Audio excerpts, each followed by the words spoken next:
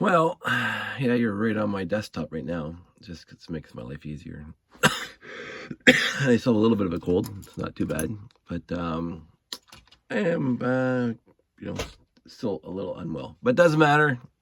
So the initial plan was I was going to build a ship flyer out of Mindstorms, so that would take off a ship and fly it around in a circle.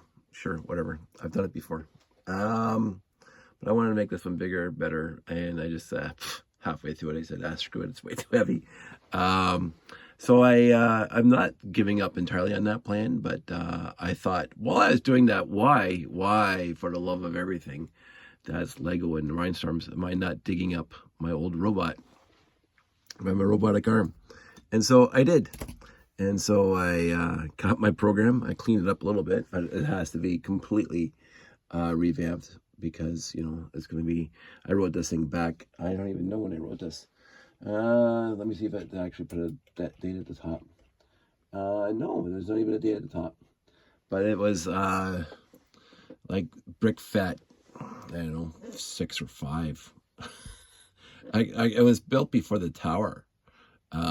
This program in this robotic arm, I had this in the big crater base that I had created, which I liked, but it was just too big and too cumbersome to set up. But anyway, so this program is well before 2010. So I got rid of and I was using IR codes between 2 RCXs to control everything, because there was the repair bay and there was this repair arm, and they had to work in synchronicity.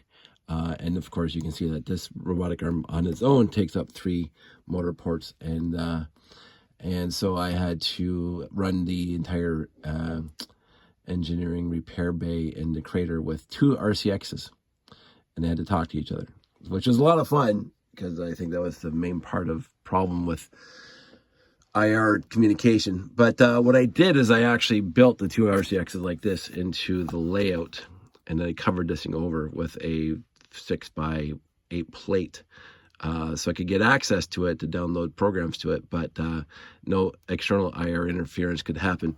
And that overall worked. There was some miscommunications, which led to some painful, and then whatever.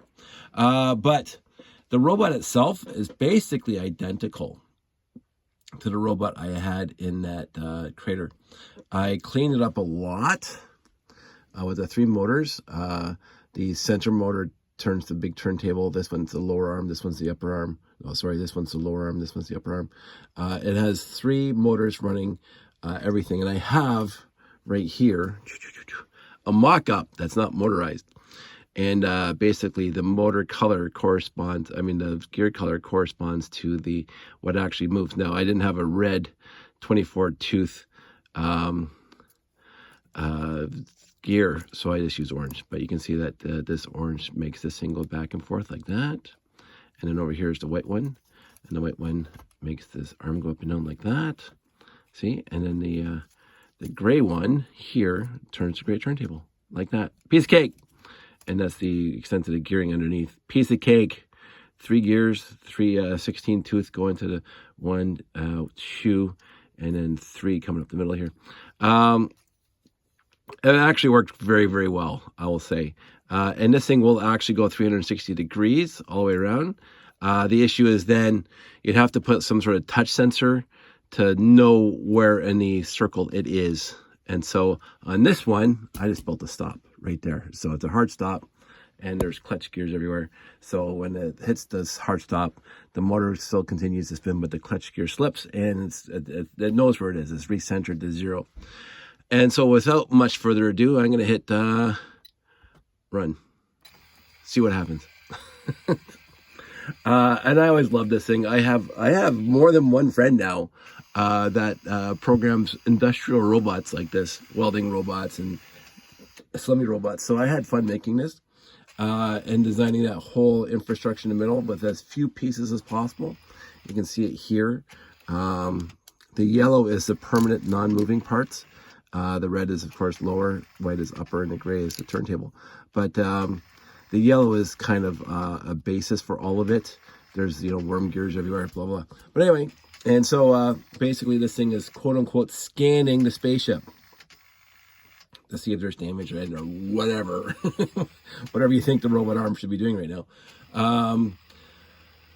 And the program is just a whole bunch of go forward, go backwards, and stop and wait commands. That's all it is. It's just a sequence of wait commands all the way down. Go forward 1 second or 5 seconds or whatever, and then stop, and then go backwards, whatever, on all 3 axes. It's not even axes, upper arm, lower arm, and the turntable. And then it resets itself back to 0. And you can see everything's spinning and nothing's moving. So there's a clutch gear in here. There's a clutch gear on the other side. And of course, this clutch gear you can see right here, because that just goes straight to this guy. So overall, yeah, the clutch gears are up there. Overall, because there's no weight to the arm itself, there's hardly any bricks to it. Like you can just, you know, move that around with your hand, and you can pull that out with your hand because it's clutch gears, which is fantastic.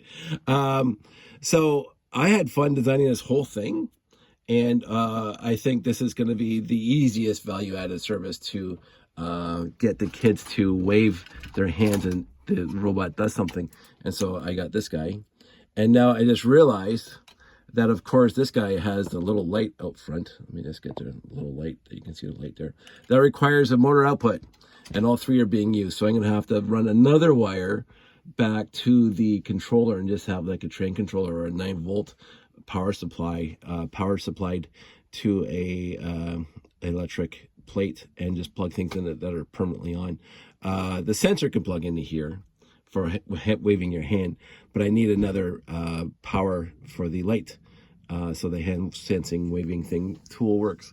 So, but this, along with this guy, now I have 2 really, I just have to clean that up and build it into something that's, you know, not as blocky as it is. This thing, like I cannot figure out, I'm gonna push this stuff away. I cannot figure out how to make this thing smaller, more compact without making it higher. It's almost impossible to get this gearing down because it's slow enough. If I remove gears, it's going to go too fast.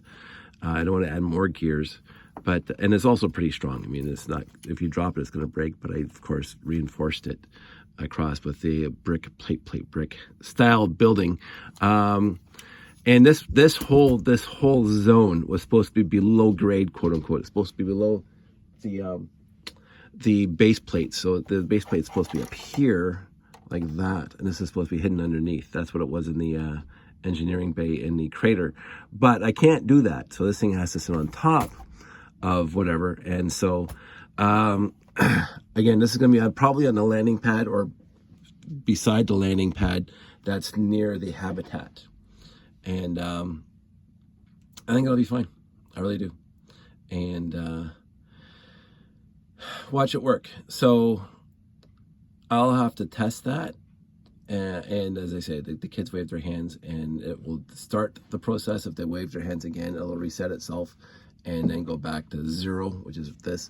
And I don't see kids, of course I see kids spamming it for like 5 seconds, but they'll get bored and walk away, and then it'll just go through its little 2-minute thing. But you can see it instantly. It's not like the door going up very slowly.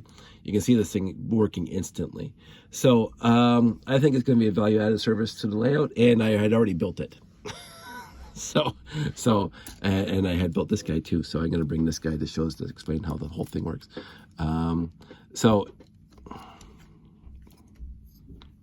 This thing, there we go. So that's it. That's all. I think I'm going to call it a night. Everybody out there, stay safe, take care, and I will talk to you soon.